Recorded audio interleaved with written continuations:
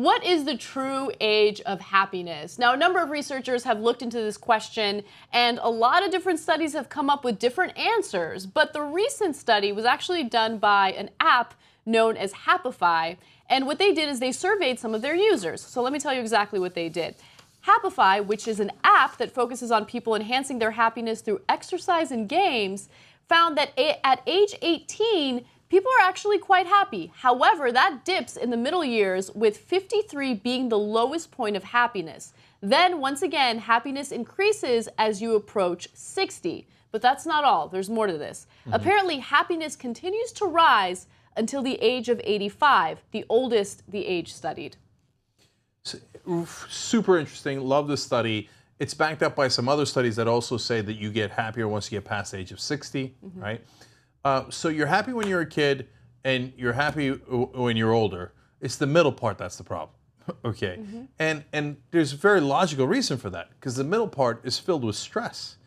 Bills, responsibilities, kids, you got to take care of people, you got to build something. It's all on you. When you're a kid, everybody's having fun. You don't have to, there's no rent, there's no nothing, and you're just playing kickball at Dave Kohler's house, and everybody's having fun, right? Yeah, you know, context is everything. Yeah. Because I was actually way more stressed out when I was in school, when I was in high school and college, because it was all about, oh my God, I gotta make sure that I have a career one day, I gotta establish myself, I have to get the best grades. And so there's like this obsession with making sure that you get your foot in the door and you set yourself up for the rest of your life.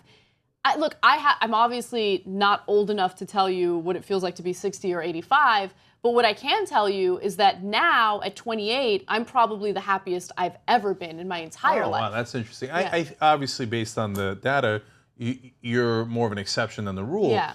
When I was a kid, I was happy-go-lucky, man. I mean, yeah, you know, you stress out from having to do homework. Anna and I are both dorks. We cared about school. I didn't care as much as she did, but you know, when I was done with my homework, or it's the summertime, the summer of 1988, after I was done with high school and before I went to college, I didn't get a job. Every day I get up at like 11, 12 o'clock. I get some great sleep, and then you go out and you get some subs, and you go play softball with friends, and then you go to a movie, and then you stay up all night playing ping pong. Okay, the time of my life. So it's all about the responsibility. And then as you get older and you got to a point, if you're financially stable, and you know the kids are grown up now, and you did all that, then you go back to enjoying life. But there's something perverse about that. There's something weird about that, right? And of course, what we should be doing is enjoying the middle. Yes. But it's hard. It's hard. It is hard. There is a lot of responsibility and pressure and stress. And so sometimes you read these inspirational quotes, or you have these overly optimistic people that tell you, you know, whatever negative feelings you're having right now, throw them away, get rid of them, and appreciate what you have in the moment. It's hard to do that, but sometimes you do have to soak in all the things that you take for granted on a regular basis, right? The little things. I might not live in a mansion, for instance. I don't even live in a house. I live in a little apartment, but I live on my own and I can pay my own bills. You know what I mean? Like, just focus on those little things that you take for granted every single day. I have a warm bed to sleep in every night. I get to eat good food every day. A lot of people don't have access to that. Yeah, and sometimes I catch myself waiting to be 65 before I relax. And, you know, I joke around with Jesus, who's the director of the show, as you guys know, about how I'm going to go no holds barred at some point. Like, then I'm going to have real fun. But how mental is it to think that you got to wait till 65 before you start having fun? That's not good. Okay, no. You got to have fun now. Life is lived in the meanwhile, right? So, Anna, you're 100% right.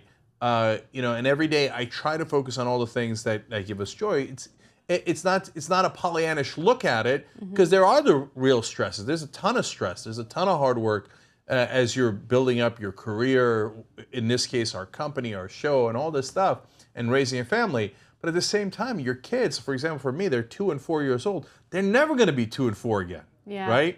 If I'm 65 and you say, hey, what would you pay to have one more day with your kids when they're 2 and 4 years old?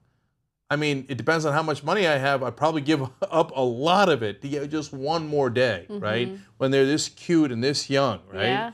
So you've got to make sure that each facet of your life has something wonderful to offer, that you enjoy that as thoroughly as you can. Yeah. Don't look forward to what's going to happen tomorrow. You got great things ahead of you today. Sorry for being a little hokey, but it's true.